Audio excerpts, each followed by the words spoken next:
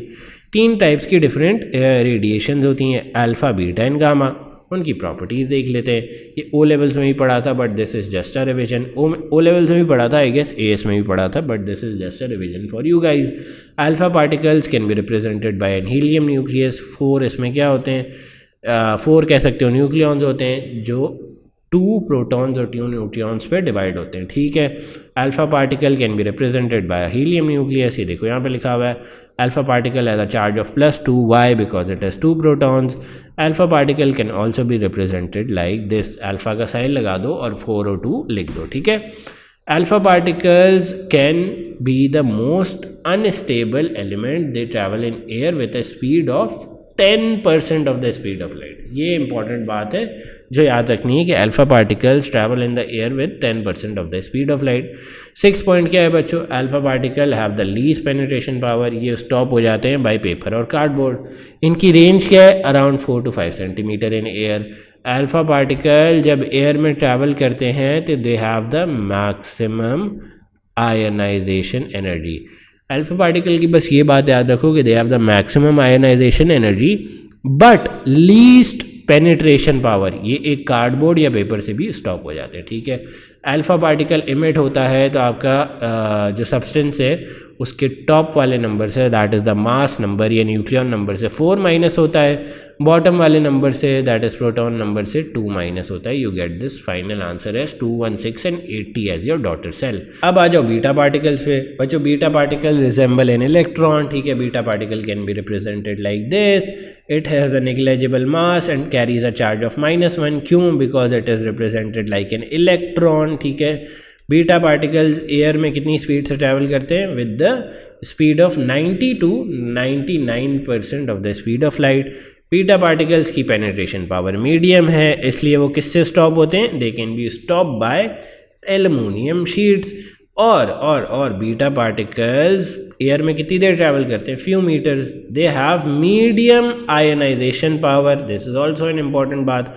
और अगर कोई पार्टिकल बीटा पार्टिकल इमिट कर रहा है तो उसका न्यूक्लियॉन नंबर या mass number will remain same, but ये जो प्रोटॉन नंबर है उसमें 1 ऐड हो जाएगा, दिस विल बिकम 20 से 21, और मास नंबर या न्यूक्लियॉन नंबर विल रिमेन 40।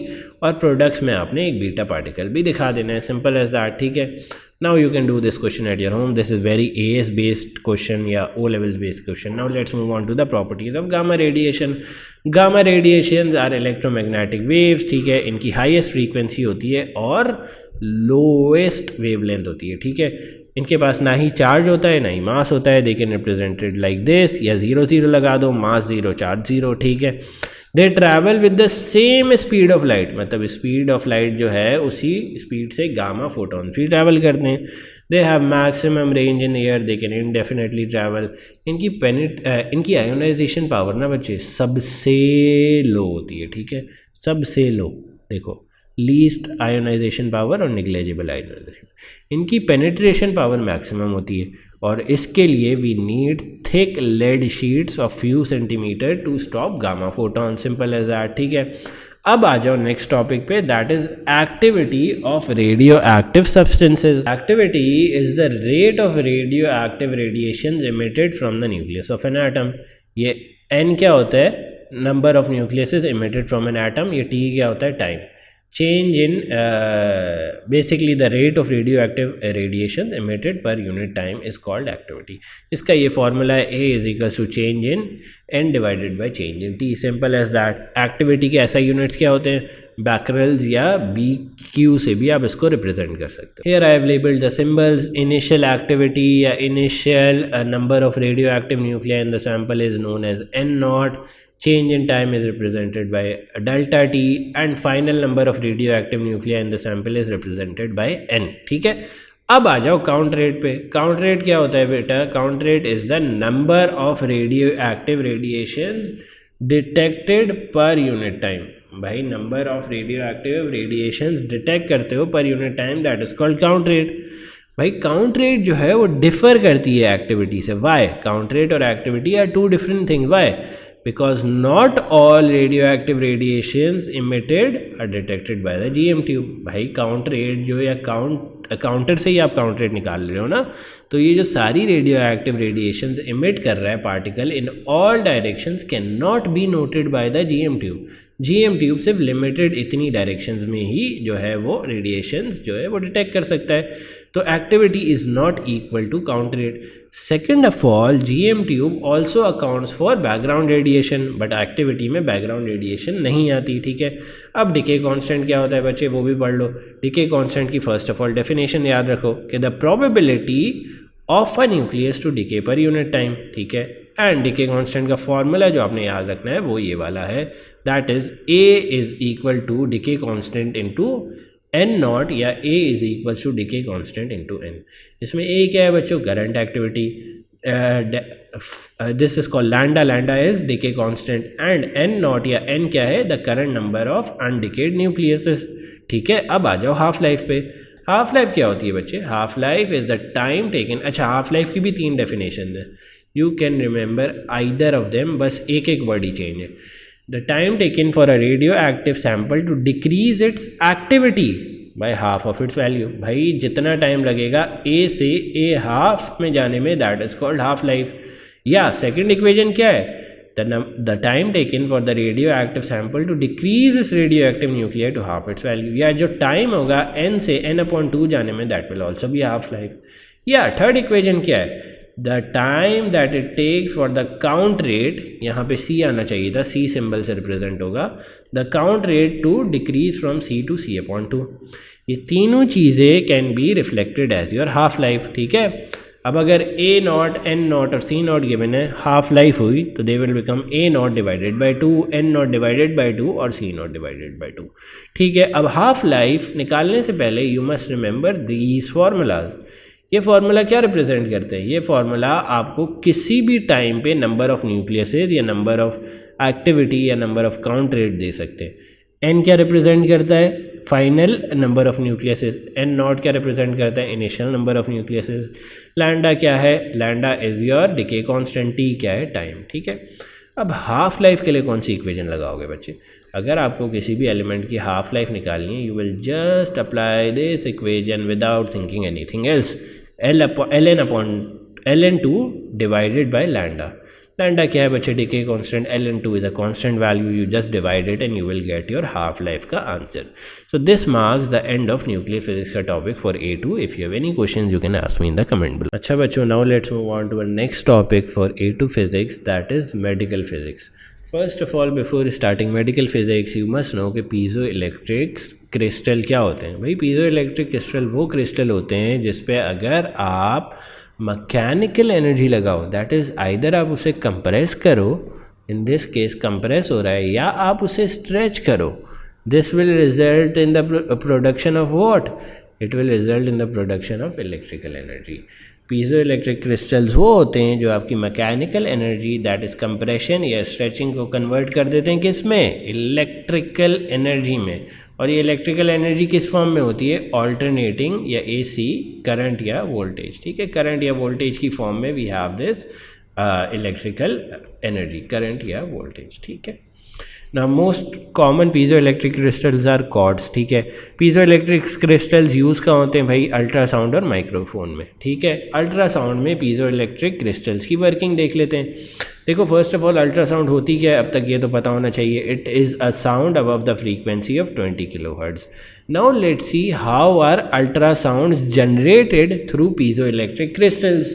बच्चों, to generate ultrasounds through piezoelectric crystals हम एक चीज़ करते हैं. फर्स्ट ऑफ ऑल हम क्या करते हैं कि भाई एक ऑल्टरनेटिंग पोटेंशियल डिफरेंस लगाते हैं अक्रॉस दिस. एक ऑल्टरनेटिंग पोटेंशियल डिफरेंस लगाते हैं across what, piezoelectric crystals. अब जब आपने ऑल्टरनेटिंग पोटेंशियल डिफरेंस लगाया अक्रॉस पीजो इलेक्ट्रिक क्रिस्टल्स तो क्या होगा, दे विल फर्स्ट कंप्रेस, फिर stretch, compress stretch, compress stretch. This will cause them to vibrate. जब ये वाइब्रेट करेंगे तो ये क्या प्रोड्यूस करेंगे, अल्ट्रासाउंड वेव्स. हम कोशिश करते हैं कि फ्रीक्वेंसी ऑफ वाइब्रेशन को क्लोज रखें रेजोनेंस की फ्रीक्वेंसी से, ताकि we can get maximum amplitude of our ultrasound waves. ठीक है. अब बच्चों अल्ट्रासाउंड वेव्स डिटेक्ट किस तरह होती हैं, बहुत सिंपल है. जब अल्ट्रासाउंड वेव्स आपके पास आती हैं, दैट साउंड और that ultrasound wave causes the crystal to vibrate again. और ये क्रिस्टल वाइब्रेट होता है तो then it produces alternating potential difference.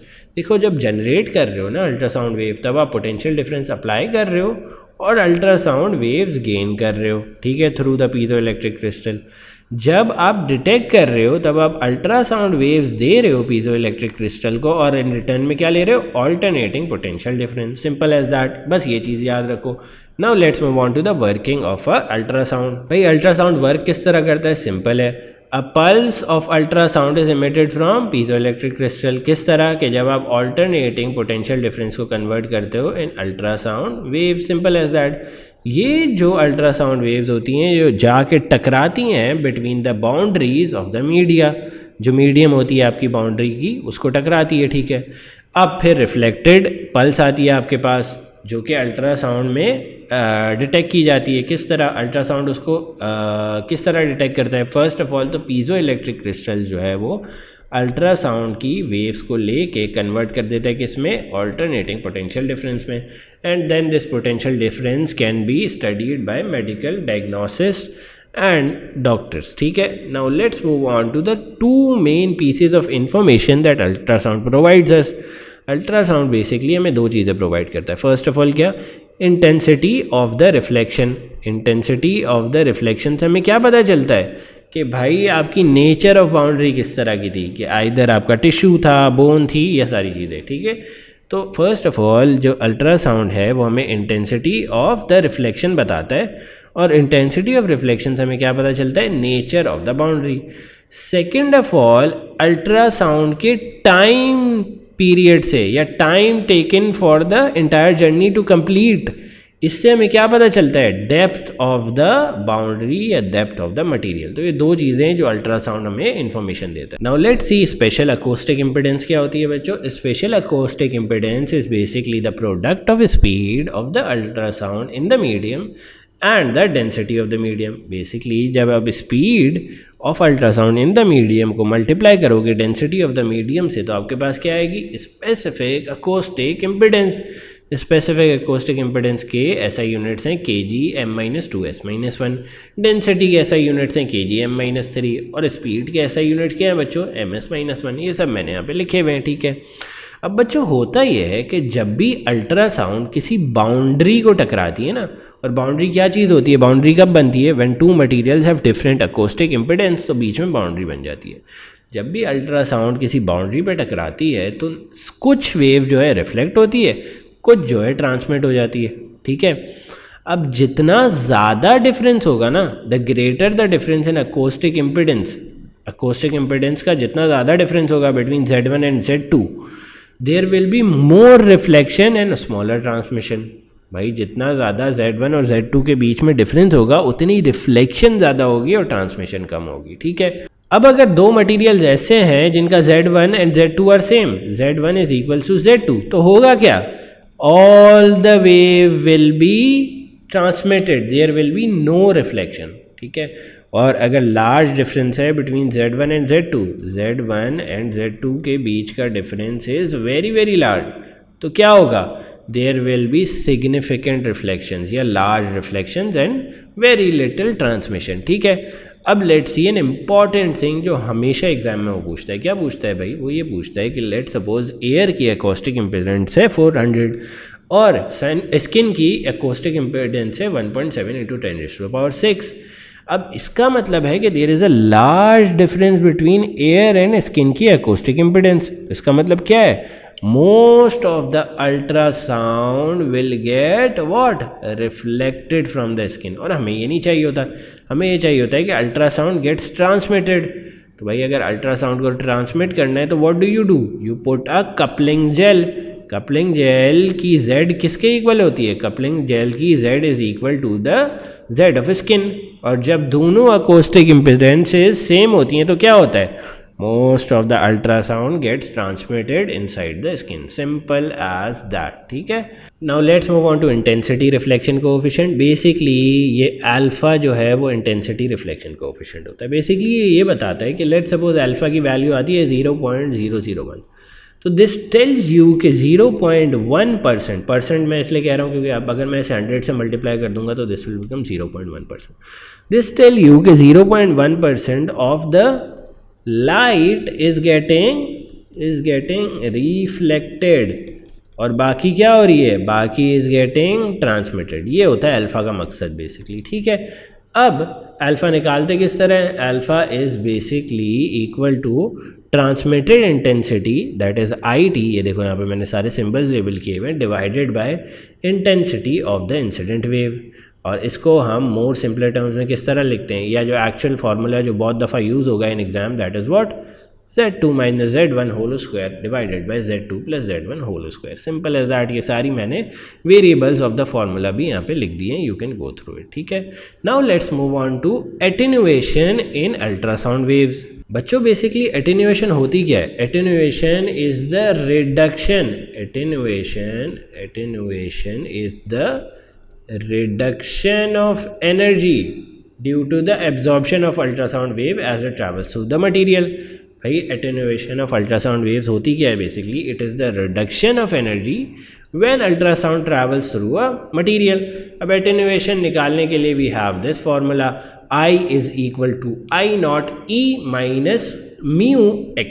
mu क्या है बच्चे, mu is the absorption coefficient, I not क्या है, intensity of the incident beam, I क्या है, intensity of the reflected beam, X क्या है, डिस्टेंस मूव्ड। अब ये देख रहे हो एटेन्युएशन का ग्राफ भी गिवन है, जैसे जैसे वेव ज़्यादा ट्रैवल कर रही है एटेन्युएशन या एटेन्युएशन बढ़ती जा रही है और इंटेंसिटी क्या होती जा रही है, कम होती जा रही है, इंटेंसिटी कम होती जा रही है और यू कैन से एनर्जी कम होती जा रही है।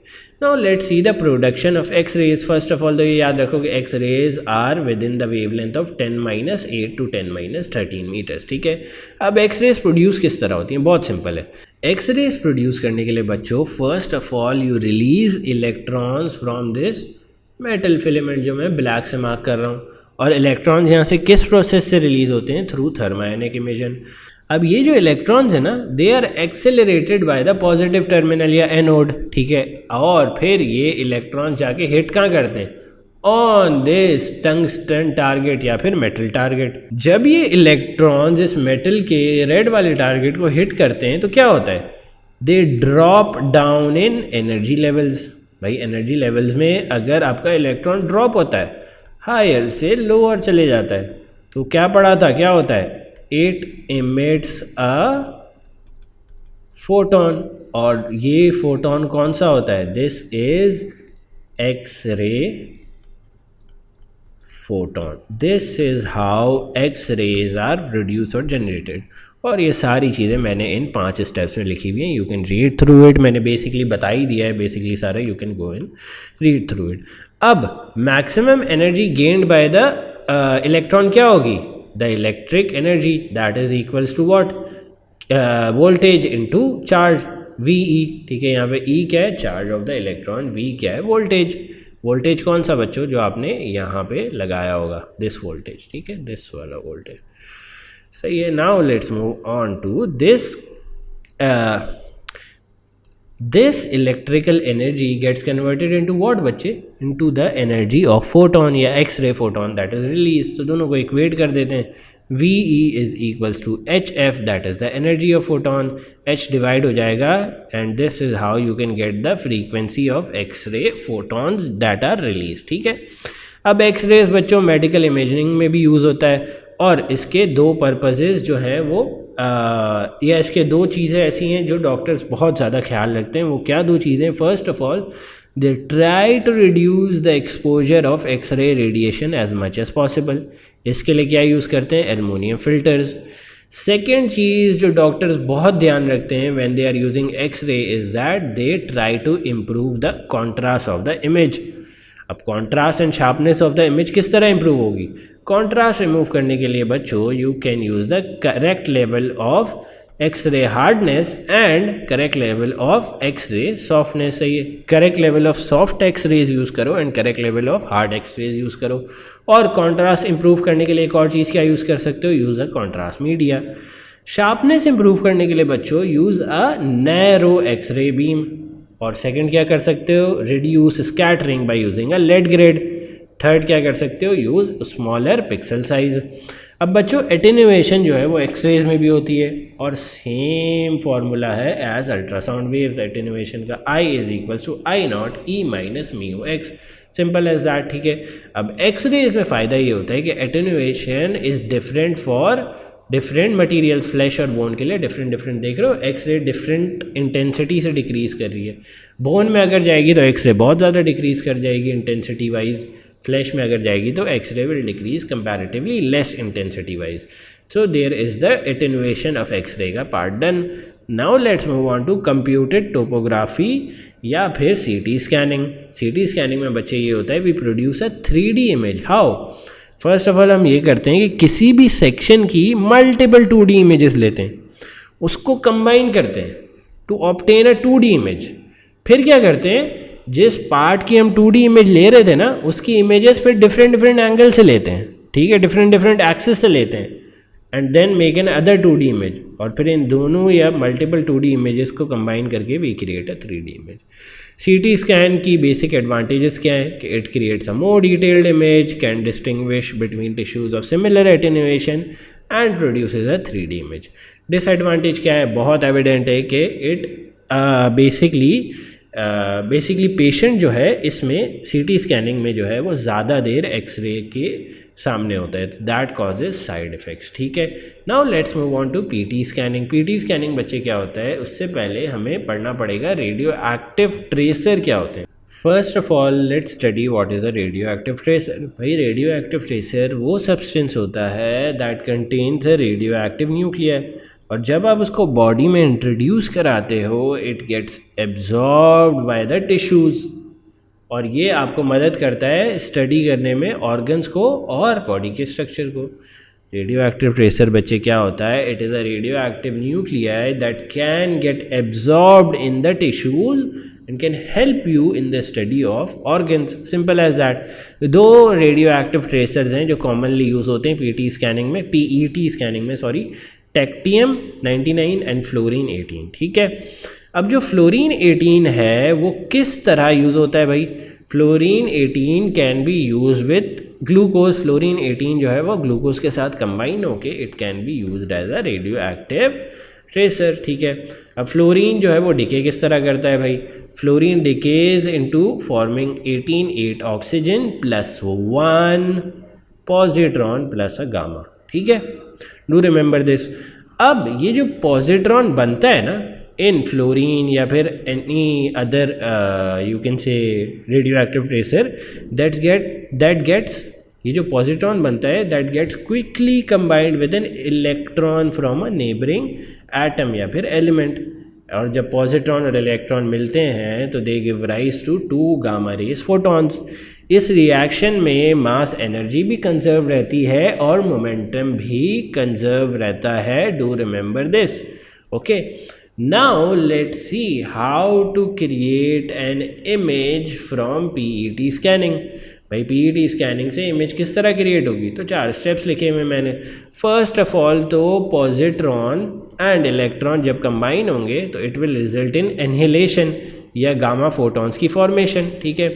अब जब गामा फोटॉन्स बनेंगे they will travel in a line known as the line of response. और जब ये लाइन में ट्रैवल करके किसी डिटेक्टर पे आएंगे तो the detector will detect them and there will be numerous number of gamma photons traveling like this, and the more the number of photons at a particular point, we know that उस tissue ने बहुत ज़्यादा tracer absorb किया and we can study the structure of the body through this. ठीक है, अब अगर आपको energy of gamma ray photons निकालनी है जो कि फॉर्म होते हैं थ्रू एनिलेशन के process, how will you calculate that?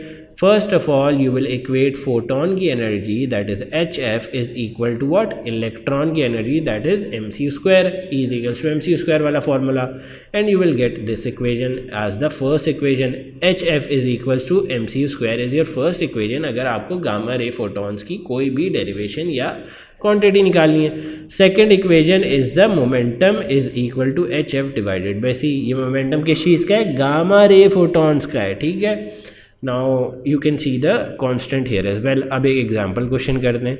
Example question में बच्चे क्या है? Fluorine 18 decays by beta plus emission. ये हमें भी पता है पॉजिट्रॉन इमिट करता है. ठीक है, the calculate the energy release when a positron and electron annihilates. Simple है यार, पॉजिट्रॉन और इलेक्ट्रॉन एनहिलेट होगा तो एनर्जी रिलीज निकालनी है. तो we can calculate it as E is equal to 2 into M E C square. अब ये हमने क्यों किया भाई? क्योंकि दो गामा फोटॉन्स बन रहे थे ना, तो we multiplied 2 by M E C square. और एम ई सी स्क्वायर ही क्यों लिया? क्योंकि we know M E C square is equals to H F, that is the energy of the gamma photon. हमें गामा फोटोन की frequency नहीं पता, इसलिए हमने एम ई सी स्क्वायर ले लिया. एम ई की जगह क्या आएगा? Mass of electron, that is 9.11 into 10⁻⁻³ multiplied by 3 into 10⁻⁸ और यहाँ पे स्क्वायर भी आएगा. You get this value of energy as 1.6 into 10⁻⁻13 joules. अब रिमेंबर करो कि ये दो गामा फोटॉन्स के लिए. ठीक है, now you have to calculate the frequency of the gamma rays emitted. भाई गामा रेज इमिटेड की फ्रीक्वेंसी निकालनी है, तो फर्स्ट ऑफ ऑल तो आप एनर्जी निकाल लोगे एक गामा रे फोटॉन की बाय डिवाइडिंग इट बाय 2. अब एनर्जी आ गई तो उसको डिवाइड कर दोगे प्लैंक्स कांस्टेंट से, you will get your frequency. Okay, energy is equals to H F, you divide it by Planck's constant and you get your frequency. फिर अगले part में you had to calculate momentum. तो momentum का formula you had P is equals to E divided by C. E हमने रख दी gamma photon की energy, C divide कर दिया स्पीड ऑफ लाइट से. यू गेट योर मोमेंटम का आंसर है 2.7 इंटू 10⁻⁻22 न्यूटन सेकेंड. ठीक है, इसमें बस ये याद रखना है कि शुरू में जब हमने सवाल स्टार्ट किया तो we placed energy as 2 into M E C square. क्यों हमने एम ई सी स्क्वायर लिया है?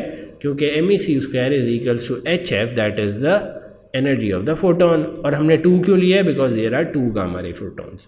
So I hope this lecture was clear. If you have any questions, you can ask me in the comment below. Okay students, now let's come on to our next topic or last chapter for A2 physics, that is astronomy and cosmology.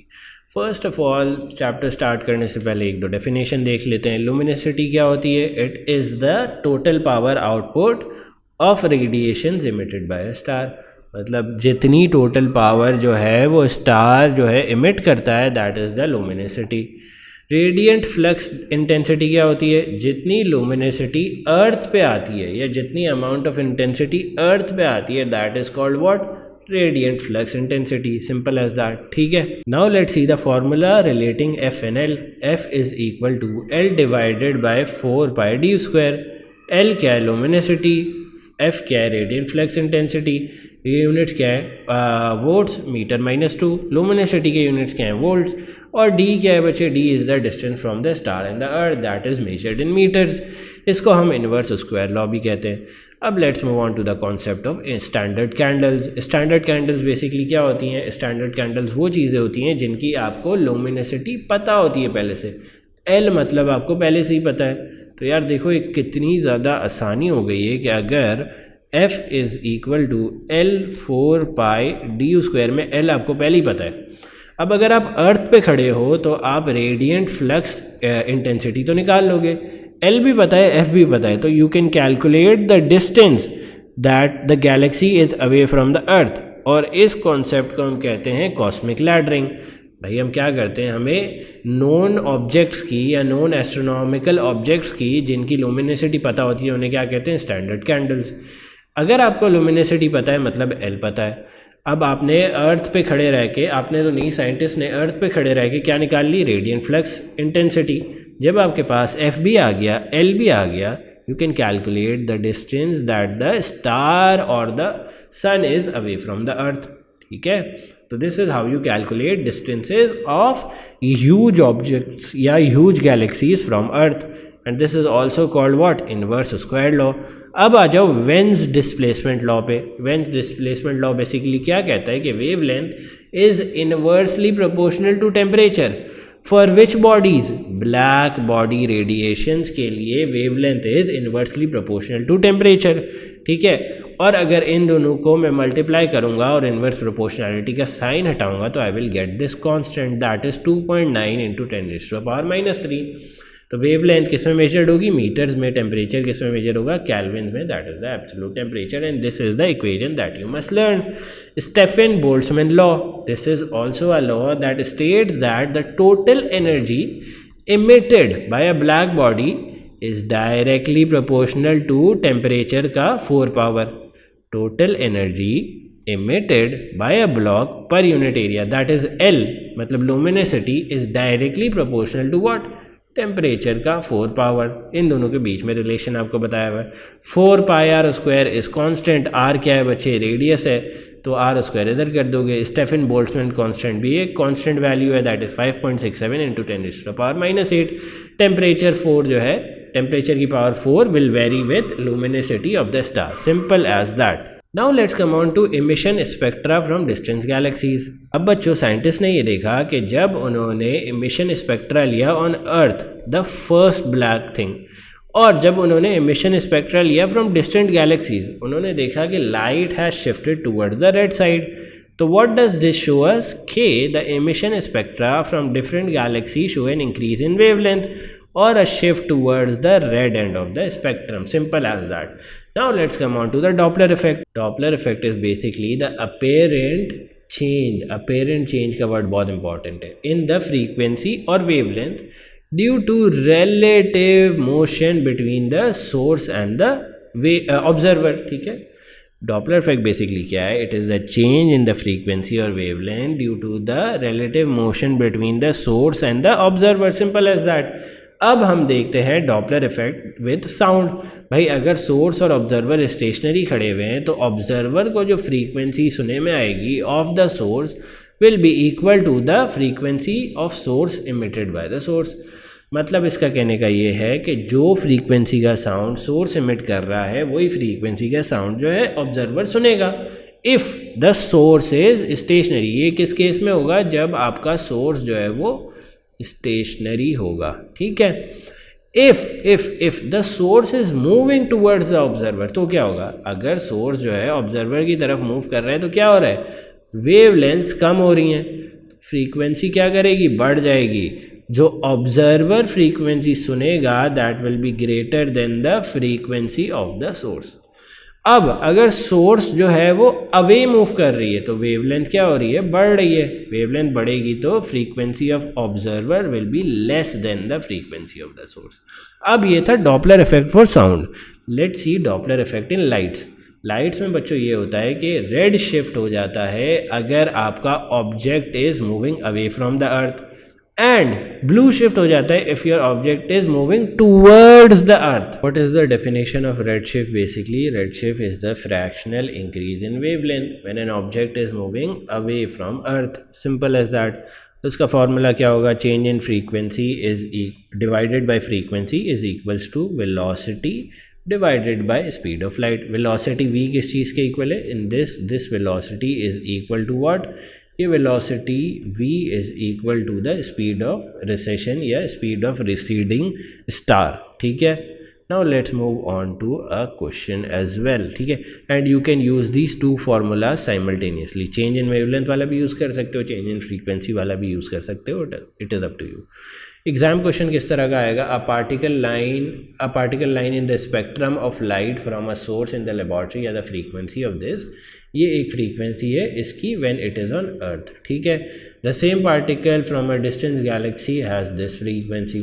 तो change in frequency निकाल लो बच्चों। Frequency का change किस तरह निकालोगे, 4.570 minus 4.570 4.547 into 10⁻14, ये आपकी आ गई चेंज इन फ्रीक्वेंसी। फ्रीक्वेंसी क्या होगी बच्चे? Frequency will be that thing जो आपने अर्थ में मेजर की है, ठीक है। दिस बिकम्स द अर्थ वाली frequency, that is 4.570 into 10⁻14। Speed of light के c is equals to 3 into 10⁸8। सारी वैल्यूज प्लग इन करो, you will get your answer as 1.5 into 10⁻6 ms-1। That is what the velocity at which the object या galaxy is receding. अब Hubble's law भी पढ़ लेते हैं। हबल्स law क्या कहता है? हबल्स लॉ बेसिकली सेज कि the recession speed of Galaxy v is directly proportional to their distance away from the earth, simple as that। और जब आप डायरेक्ट प्रोपोर्शनैलिटी का साइन हटाते हो तो you get this Hubble's constant h0, ठीक है। Also you can calculate the age of the universe t0 using Hubble's constant. 1 Hubble's constant करोगे you will get your age of the universe, that is approximately 13 to 14 billion years, simple as that। This marks the end of cosmology and astrology ka topic and also the A2 physics ka syllabus। If you have any questions you can ask me in the comment below।